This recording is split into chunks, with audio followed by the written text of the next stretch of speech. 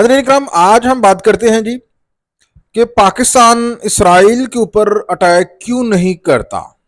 बहुत से लोग ये क्वेश्चन उठा रहे हैं कि पाकिस्तान जो है वो दुनिया की सिंगल मुस्लिम एटमी पावर है और इसी वजह से पाकिस्तान का दीगर 57 इस्लामी ममालिक से कहीं ज़्यादा रोल जो है वो बनता है कि वो अपने फ़लस्तीनी भाइयों की मदद के लिए आगे बढ़े। और ये बात भी आप जेहन में रखें कि जब पाकिस्तान 1998 में एटमी पावर बना था फॉर्मली, तो फ़लस्तीन जो है वहाँ पे बहुत ज़्यादा खुशियाँ मनाई गई थी। और इसराइल दुनिया में अगर किसी मुस्लिम मुल्क से डरता है ना, तो वो पाकिस्तान है, पाकिस्तान से डरता है। लेकिन इन तल हकाइक के बावजूद कि इसराइल पाकिस्तान से डरता भी है और पाकिस्तान इसराइल को 3 से 4 मिनट में उसका काम तमाम भी कर सकता है। पाकिस्तान के पास इतनी सलाहियत है, इसके पास जो शाहीन 3 नामी मिसाइल है वो इसराइल तक मार भी कर सकता है और रातों रात पाकिस्तान इसराइल का जो है वो बोरिया बिस्तरा गोल कर सकता है। लेकिन इसके बावजूद पाकिस्तान नहीं करता। तो इसके पीछे नाज़रीन कराम जो हकाइक है वो मैं आपके सामने रखूंगा कि हर ऐसा पाकिस्तान क्यों नहीं करता। और आपको कोई अगर आइंदा ये बात कहे कि जी पाकिस्तान ने एटमी पावर जो है वो शब बरात पे चलाने के लिए रखी हुई है, तो ये भी मैं आपको बताऊंगा कि ये एटमी पावर पाकिस्तान ने रखी क्यों हुई है और पाकिस्तान ये इसराइल के ऊपर क्यों नहीं फोड़ देता। देखें, सबसे बड़ी रुकावट है ना पाकिस्तान की इसराइल के ऊपर अटैक करने की, वो है नाज़रीन कराम जियोग्राफिकल हर्डल।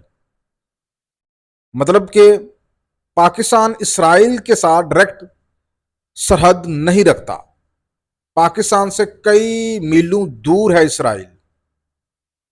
लेकिन हिंदुस्तान चूंकि पाकिस्तान के साथ है, पाकिस्तान हिंदुस्तान के ऊपर अटैक कर सकता है, लेकिन इसराइल के ऊपर डायरेक्टली पाकिस्तान अटैक नहीं कर सकता। उसके लिए पाकिस्तान को 5 से 6 ममालिक की इजाज़त दरकार है।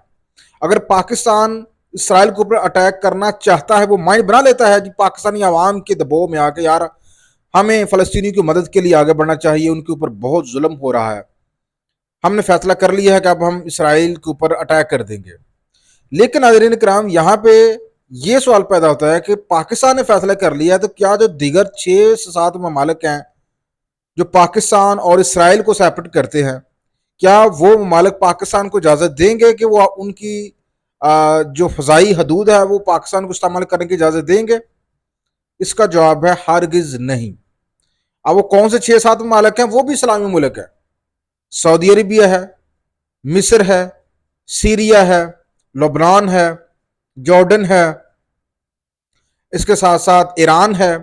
तो ये नाज़रीन इकराम वो ममालिक हैं, अगर पाकिस्तान ने इसराइल के ऊपर अटैक करने का फैसला कर लिया है तो इन ममालिक की इजाज़त दरकार होगी कि वो उनको फ़ज़ाई हदूद इस्तेमाल करने की इजाज़त दे। अब आपके जहन में ये सवाल पैदा होता है कि यार वो इजाज़त क्यों नहीं देंगे, तो वो तो भाई आप उनसे पूछें कि सऊदी अरेबिया या दुबई, उन्होंने तो इसराइल को तस्लीम करने का प्लान बना रखा है, बल्कि जो दुबई है उसने तो तस्लीम कर भी लिया हुआ है और सऊदी अरब के बारे में बातें हो रही हैं। और ईरान जो है वो कहता कुछ है और करता कुछ है, उसका फेस पे कुछ होता है और अंदर से उसकी पासियाँ कुछ होती हैं। और जो मिस्र है वो भी इसराइल के साथ ताल्लुकात बना कर रखे हुए हैं, इस तरह से जॉर्डन है वो भी इसराइल के साथ ताल्लुकात बना कर रखे हुए हैं। तो ऐसी सूरत हाल में नाज़रीन इकराम, पाकिस्तान ने फैसला कर लिया वहां पर अटैक करने का, तो ये मालिक पाकिस्तान को इजाजत नहीं देंगे, कहेंगे जी हम अपनी फ़ज़ाई हदूद नहीं इस्तेमाल करने देंगे पाकिस्तान को। लिहाजा पाकिस्तान इन ममालिक की इजाज़त के बगैर किस तरह से इसराइल के ऊपर अटैक कर सकता है, अपना मिसाइल जो है वो चला सकता है। सबसे बड़ी रुकावट तो ये हो गई कि पाकिस्तान सिंगल कुछ नहीं कर सकता। अगर पाकिस्तान ने फैसला किया है तो ये दीगर जो ममालिक हैं इसराइल तक हैं जिनकी फ़ज़ाई हदूद इस्तेमाल होनी है, वो भी पाकिस्तान के साथ खड़े हों, पाकिस्तान को इजाज़त दें, तो वो इजाज़त नहीं देंगे। पहली रुकावट ये है।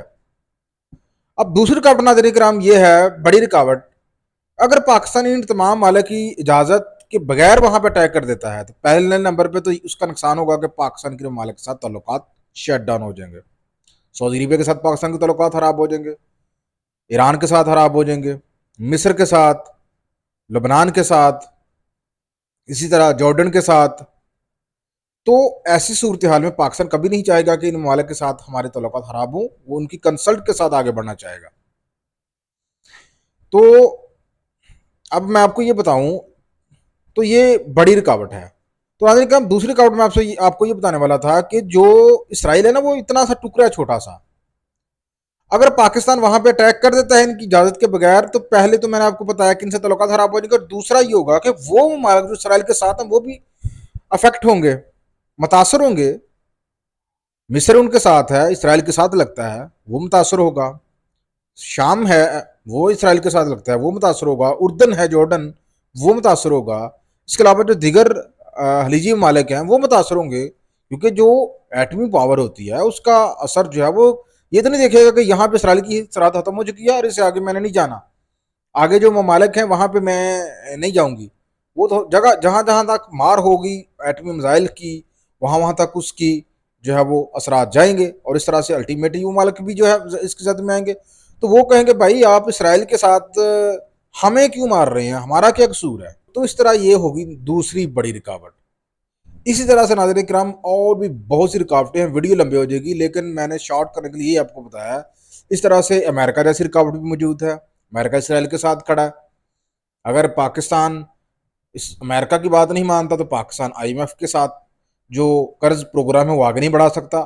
اب قرض پاکستان کے پاس نہیں آئے گا تو پاکستان چل ہی نہیں سکتا۔ تو پاکستان نے جو ایٹمی پروگرام رکھا ہوا ہے نا وہ صرف ہم نے ہندوستان کے لیے رکھا ہوا ہے۔ ہندوستان ایک تو ہمارے ساتھ ہے، اگر پاکستان کی کبھی سلامتی کو خطرات لاحق ہوئے وہ ہندوستان سے ہوں گے، اور پاکستان جو ہے ہندوستان کے اوپر بغیر کسی سے پوچھ گچھ کر کے اٹیک کر دے گا، کیونکہ پاکستان کے ساتھ لگتا ہے ہندوستان۔ تو ان شہروں کو پاکستان ٹارگٹ کرے گا جس کی سرحد پاکستان کے ساتھ نہیں لگتی، جس ریاست کی سرحد پاکستان کے ساتھ لگتی ہے اس سے پاکستان پھر الٹیمیٹلی متاثر ہوگا۔ سملرلی ہندوستان بھی پاکستان کے اوپر ڈائریکٹ جو ہے وہ حملہ اگر کرنا چاہے گا، جواب دینا چاہے گا ایٹمی حملے کا، تو وہ بھی ان شہروں کو نشانہ بنائے گا جن کی سرحدیں انڈیا کے ساتھ نہیں لگتی۔ تو یہ ایٹم جو ہے یہ کوئی بچوں کا کھیل نہیں ہے، یہ صرف ڈرانے کے لیے رکھا ہوا ہے، چلانے کے لیے نہیں رکھا ہوا کسی بھی ممالک نے۔ 6-7 ممالک ہیں جن کے پاس یہ ٹیکنالوجی موجود ہے، کسی نے چلانے کے لیے نہیں رکھا ہوا۔ یہ تباہی اور بربادی کا دوسرا نام ہے ایٹمی پروگرام۔ تو جو لوگ یہ کہتے ہیں کہ پاکستان ایٹمی پاور ہونے کے باوجود فلسطین کی مدد نہیں کرتا، تو بھائی میں نے آپ کو رکاوٹیں بتا دی ہیں۔ ہمارا جو ایٹمی پروگرام ہے وہ صرف پاکستان کی سلامتی کے لیے ہے۔ اگر ہماری سلامتی کو کبھی کسی بھی ملک سے خطرہ ہوا تو پھر ہم کہیں گے لو جی ہم نے چلا دیا، ہم تو جا رہے ہیں، ہم تمہیں بھی لے جائیں گے۔ امید کرتا ہوں کہ آپ کا یہ کانسیپٹ کلیئر ہوگا۔ ویڈیو اچھی لگے تو لازمی لائک کر دیجیے گا۔ اللہ حافظ۔